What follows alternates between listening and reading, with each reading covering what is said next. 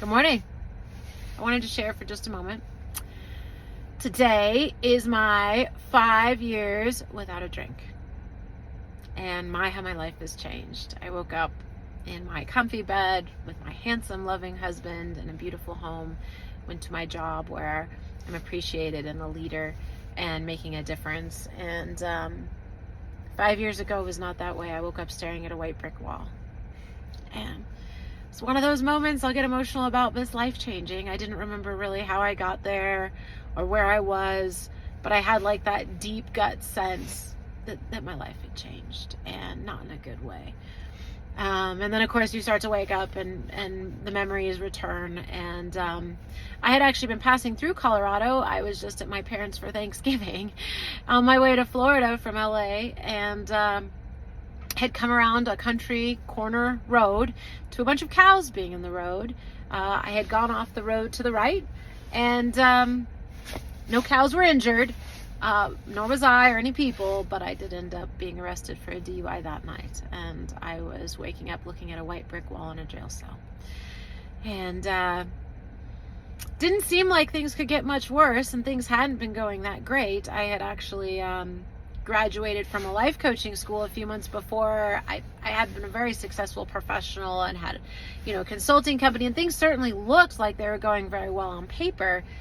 But I had been in deep grief. I had had some really tough things happen, and I was very lonely and very sad, and alcohol had become my friend, one of my only friends. And so I realized it wasn't a time to be helping anyone else. It was time to be helping myself. And Source was right there for me the whole time. I mean, obviously, waking up in jail never feels like things are going right. And it came to my attention rather quickly that DUIs no longer fall off your record. And 20 years ago, I was drugged, raped, left at my car, and found by some cops and put under arrest for a DUI 20 years ago now. And so I was charged as if that was yesterday, and soon found out that I was facing jail time. Significant jail time. I was actually in one of the toughest counties in the country on DUIs, but also, miraculously, one of the few counties in the country that had a program specifically for people like me, that had a crap ton of therapy and all of these sort of support mechanisms to help me and people in that program get sober, including I had to wear an ankle detection device, an ankle alcohol detection device that was literally testing my alcohol in my sweat every 10 seconds for a year. So essentially you get a year sober, but if you fail at all, I would have gone back to jail for a full year. I ended up just going for a couple of months, but needless to say, there's something about turning yourself into jail that is also life-changing, and just feeling all that close around you. Now, I was approved for work release, so I got myself a goofy little work release job. And there's nothing quite like turning yourself into jail and being shut into this giant cement building and then being able to go out and work the next day. I can say that was an unbelievable gift, but no one there knew I was in jail. I had a GPS unit around my ankle, and I was pretending to be fine. And it's really easy to believe your life's gone off track in moments like that. But that very first day, I was actually introduced to who is now my husband, my future husband. And I never would have believed it at the time. I wasn't dating. I wasn't obviously dating material. Neither really was he, but we did become fast friends, and it wasn't for several years that we started dating. But he was the first person that I confided in Colorado, outside of an AA group, that I was in jail, actually, and just there to work by day. And going back to the county jail after my shift, sitting in a cement room and being strip searched before I was put back into my cell. And usually I had to wait a couple hours to be strip searched and put back into my cell because there weren't nearly as many female cops in the facility as males. So thankfully they waited for a female cop to come strip search me, because that would have been a lot more awkward.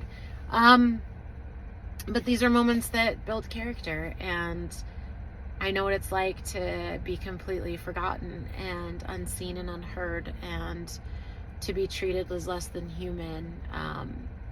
In many ways, it was a very impactful experience, and yet Source never left my side. And here I was thinking I was on my way to Florida, and suddenly it was like, you're not going anywhere. You're staying here in Colorado with your parents, no less. And before I was arrested, I would have told you I couldn't be at my parents for more than like a week, and I was there for several years. We worked so much out, and I worked so much out, and obviously it came to my attention that it wasn't a time to be helping other people, but to help myself, and that's exactly what I did. I got to garden and be with bunnies out on a ranch. I got to really dig into what caused me to lean on something so destructive when I wasn't feeling loved or supported, and I got to work through my grief. And it's incredible the changes that can happen. I mean, it's been a big 5 years. And now I'm applying for a master's to go back and be a certified coach, an executive coach, and consultant again.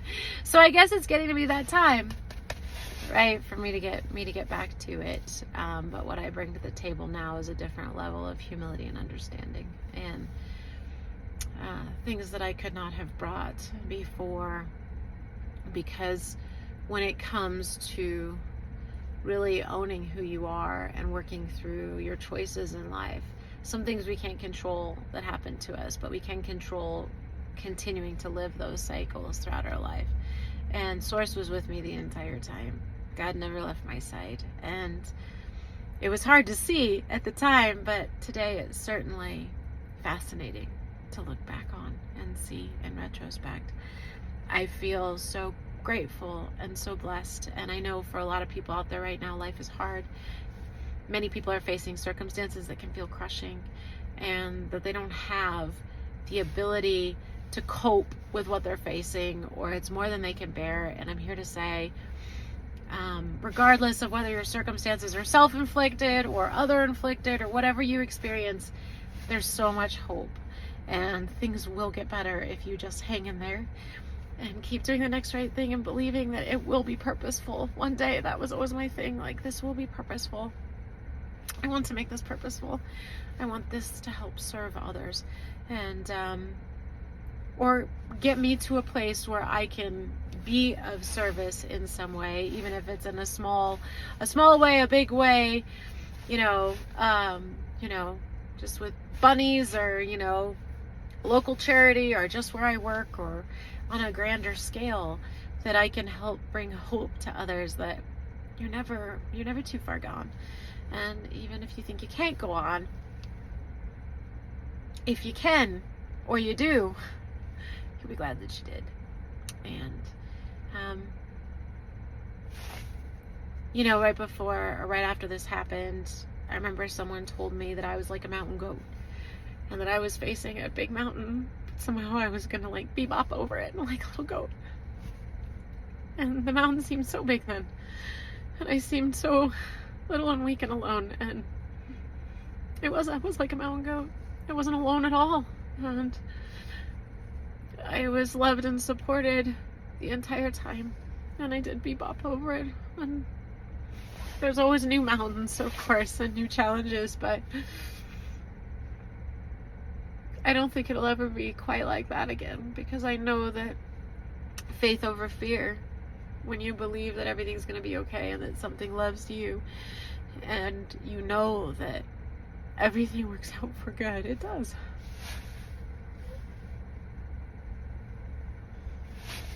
So, anyway, that's enough out of me today. Congratulations to me. I'm very excited and happy, and I hope that my little wee story of hope